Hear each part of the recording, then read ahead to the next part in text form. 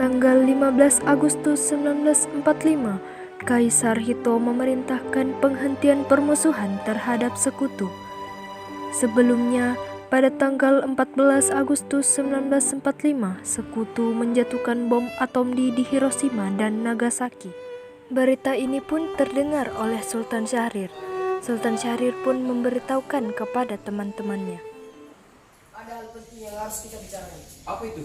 Apakah kalian sudah mendengar berita kekalahan Jepang? Belum, Bung. Apa yang terjadi dengan Jepang? Yang saya dengar, sekutu telah menjatuhkan bom di kota Hiroshima dan Nagasaki. Hal ini menyebabkan Jepang harus melakukan gencatan senjata, dan Indonesia saat ini sedang terjadi kekosongan kekuasaan. Kalau begitu, kita harus segera mendesak golongan tua, terutama Bung Karno, untuk segera memproklamirkan kemerdekaan ini. Betul itu. Jepang sudah tidak memiliki wewenang di negara kita. Kita harus memanfaatkan momen ini. Tetapi jangan sampai proklamasi di negeri ini diproklamirkan oleh BPUPKI. Mengapa kau berpendapat demikian? Karena BPUPKI adalah suatu badan yang dibentuk oleh Jepang, sedangkan kemerdekaan ini milik negara kita. Kita harus bebas dari Jepang. Maka dari itu, kita sepakat untuk menolak hadiah kemerdekaan dari Jepang. Kita akan menyusun hadiah kemerdekaan kita sendiri. Betul kata Pak Syarif, kemerdekaan adalah hak dan persoalan rakyat harus segera diproklamasikan. Oleh karena itu, kita harus meminta Bung Karno dan Hatta untuk memutus hubungan dengan Jepang. Tepat sekali. Kalau begitu, kita bagi tugas Bung Syahrir, Wikana, dan Kerol. Kalian pergi ke kediaman Insinyur Soekarno dan Bung Hatta untuk membicarakan masalah ini. Saya dan Darius, kami akan pergi memberitahukan kepada pemuda lain untuk merebut kekuasaan dari Jepang. Mereka pun mendatangi kediaman Soekarno dan Hatta. Kediaman Soekarno, Jalan Pegangsaan Timur, nomor 56 Jakarta, pukul 22 waktu Indonesia Barat. Terjadi perdebatan antara golongan pemuda dan Soekarno. Ada maksud apa saudara-saudara sekalian di sini? Begini Bung, saya mendengar berita dari radio bahwa Jepang telah kalah dari sekutu. Dan tadi siang, saya bersama golongan muda lainnya telah merapatkan hal ini. Dan saya akan mendesak Anda, Bung Karno dan keluarga, untuk segera memproklamasikan kemerdekaan Indonesia. Kita tidak bisa begitu saja memproklamasikan kemerdekaan kita. Kita harus membicarakannya dalam sidang PPKI. PPKI? Bukannya PPKI adalah bentukan Jepang. Ini kemerdekaan kita, Bung. Kita yang harus berusaha sendiri, bukan menunggu dari negara lain. Bukannya begitu, kita harus membicarakan dalam sidang PPKI. PPKI adalah badan yang akan mempersiapkan kemerdekaan ini. Tapi ini satu yang penting, Bung. Jepang telah kalah dari sekutu dan tidak ada yang menguasai negara ini. Mengapa kita harus menunggu? Sedangkan telah banyak rakyat Indonesia yang menderita akibat penjajahan ini. Jepang adalah masa yang silam. Belum lagi negara Belanda yang akan hendak menguasai Indonesia. Apa kita harus menunggu janji Jepang untuk memerdekakan bangsa ini? Kita bisa memproklamirkan kemerdekaan ini, Bung. Bahkan Jepang telah kalah pada perang dunia. Kekuatan segelintir kita tidak mampu mengalahkan Jepang. Bagaimana kita bisa memproklamirkan kemerdekaan kita? Bagaimana kita bisa berdiri di atas kaki kita sendiri? Coba perlihatkan kepadaku perhitungan itu. Tapi Bung, semakin cepat kita memproklamasikan kemerdekaan, semakin cepat kita mewakili penderitaan rakyat. Inilah waktu yang tunggu bagi bangsa kita, Bung. Baiklah, jika begitu, berikan kami waktu sebentar untuk mendiskusikannya. Baiklah kalau begitu, kami akan pamit. Assalamualaikum. Waalaikumsalam. Kemudian para anggota golongan tua yang berada di kediaman Soekarno langsung membicarakan permasalahan tersebut. Bagaimana ini? Para pemuda menuntut keras untuk segera memproklamasikan kemerdekaan. Tapi kita tidak boleh gegabah, Bung. Kita harus mempersiapkannya dengan matang. Bagaimana jika terjadi sesuatu hal yang tidak diinginkan? Ya, saya setuju. Menurut saya yang terpenting adalah menghadapi sekutu yang ingin kembali ke negeri ini untuk menguasai negeri ini. Selain itu, masalah kemerdekaan bisa kita lakukan pada sidang PPKI 18 Agustus mendatang. Lalu, bagaimana dengan pendapat golongan muda? Apa kita abaikan saja? Ya, lagi pula mereka masih muda, pemikiran mereka belum matang. Kita harus melihat ke depan, memikirkannya dengan matang. Lagi pula, bagaimana nanti jika semuanya berantakan? Baiklah, kalau begitu kita telah mencapai kesepakatan.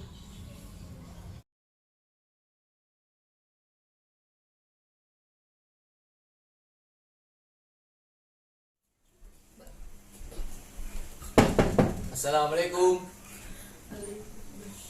Waalaikumsalam. Ada maksud apa kalian datang ke sini? Kami ingin membawa Anda ikut kami ke tempat pengasingan. Pengasingan? Apa maksud kalian?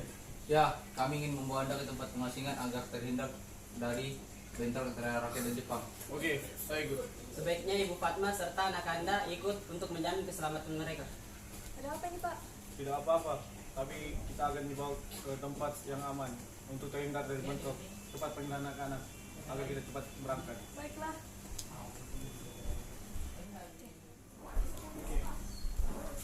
Assalamualaikum. Waalaikumsalam. Ada apa saudara datang ke sini? Kami bermaksud untuk membawa Anda ikut kami ke tempat pengasingan. Tempat pengasingan. Apa yang Anda maksud? Ya, kami bermaksud untuk membawa Anda ke tempat pengasingan agar terhindar dari bentrok antara rakyat dan Jepang. Baiklah, saya ikut. Mari. Hilangnya Soekarno dan Muhammad Hatta secara misterius pagi itu menimbulkan kepanikan di kalangan para pemimpin di Jakarta. Peristiwa ini baru diketahui oleh Ahmad Subarjo pada pukul 8 pagi.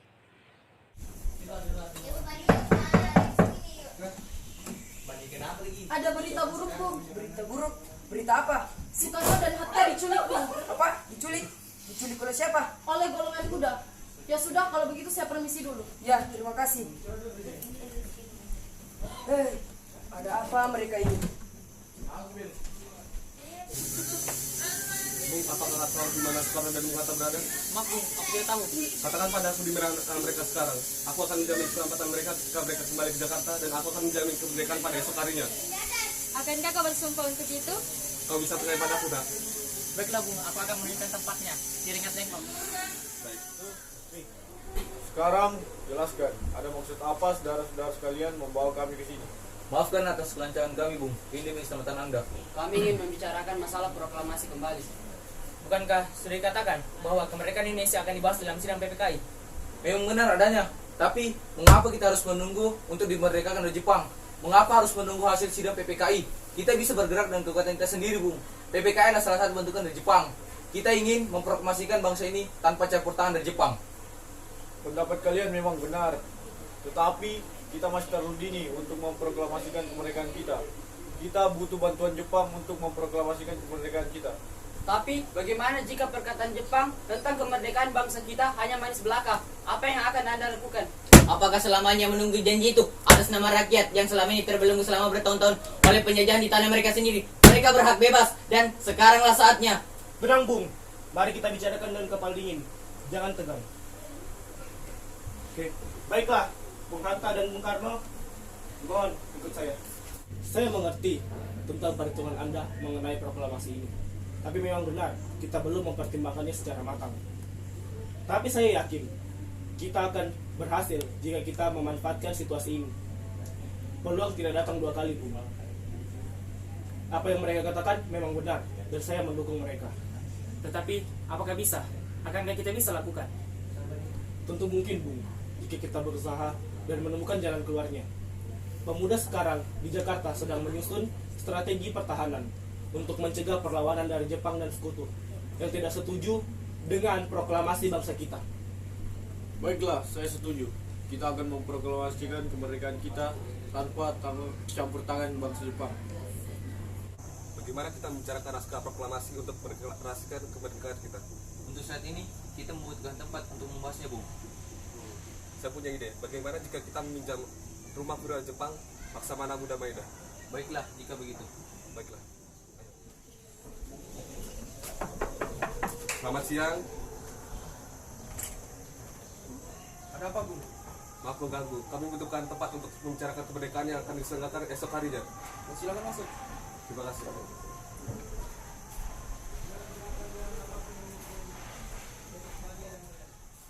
Gunakan ruangan apapun yang ingin kalian gunakan. Baiklah. Saya turut bahagia dari kalian.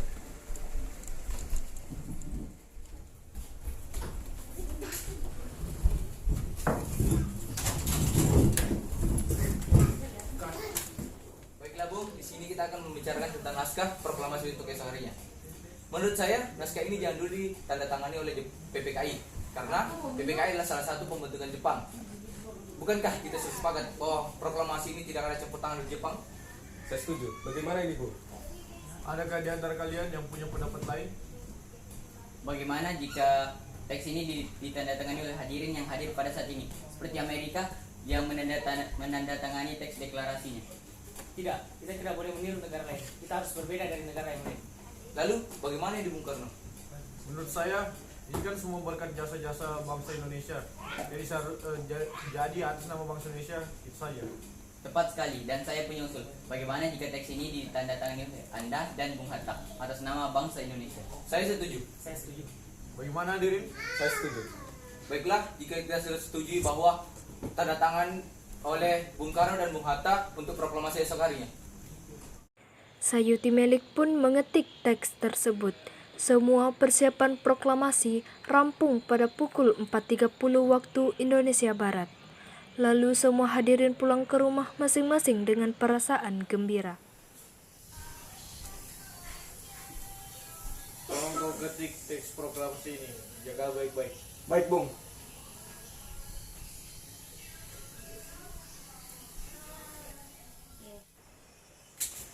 Kemudian para pemuda mengirimkan kurir-kurir untuk menyampaikan bahwa saat proklamasi telah tiba. Alhamdulillah, semua berjalan dengan lancar. Terima kasih Ibu telah menemani saya pada saat yang sulit ini. Ya, terima kasih kepada Allah Subhanahu wa taala yang telah memberikan jalan pada bangsa kita untuk memproklamasikan kemerdekaan. Oh iya, apakah Bapak sudah merencanakan besok bagaimana proklamasi akan berlangsung?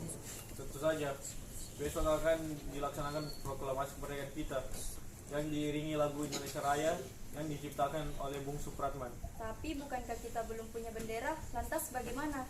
Oh iya, Bapak lupa. Kalau begitu Ibu saja menjahit benderanya. Tapi Ibu tidak punya kain, Pak. Kain yang ada cuma berwarna merah dan putih, tidak apa-apa? Tidak apa-apa, yang penting kita sudah mengusahakannya. Ya, baiklah. Oh iya, Ibu punya ide bagaimana jika bendera kita namakan Sangsaka Merah Putih. Ide yang bagus, karena merah putih itu adalah Sangsaka. Ya, baiklah. Sekarang Bapak bersiap-siap untuk menyusun pidato yang akan dibacakan besok.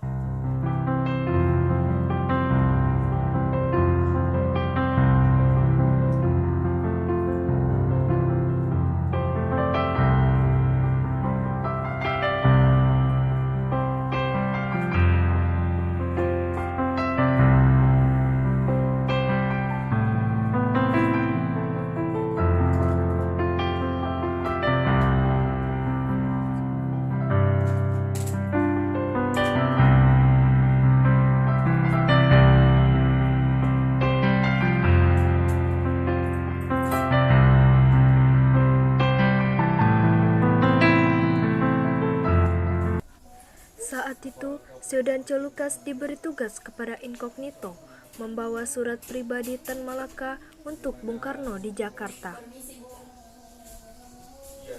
Ini ada surat. Saya lihat benderanya terlalu kecil. Panjangnya hanya 50 cm. Baiklah, saya akan mencari kain yang lebih besar lagi.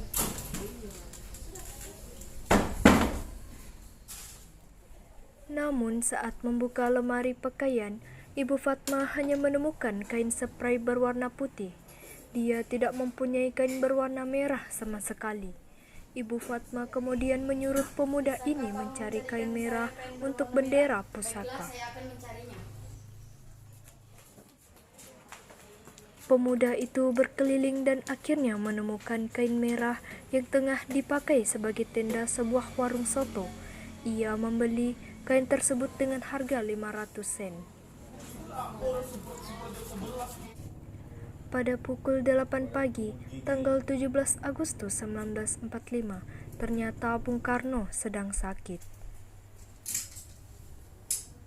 Sepertinya penyakit malaria Anda kambuh. Kalau begitu saya akan memberikan suntikan dan obat.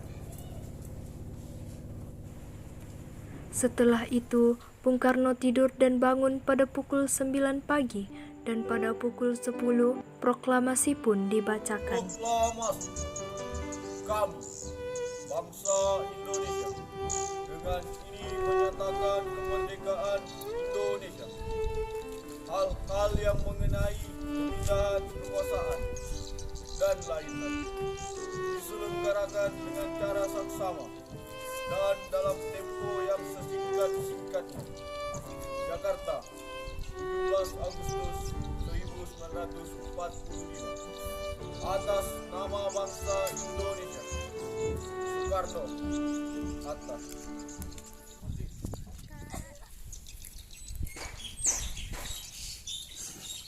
Tolong kibarkan bendera merah putih ini sebagai tanda awal kemerdekaan bangsa kita.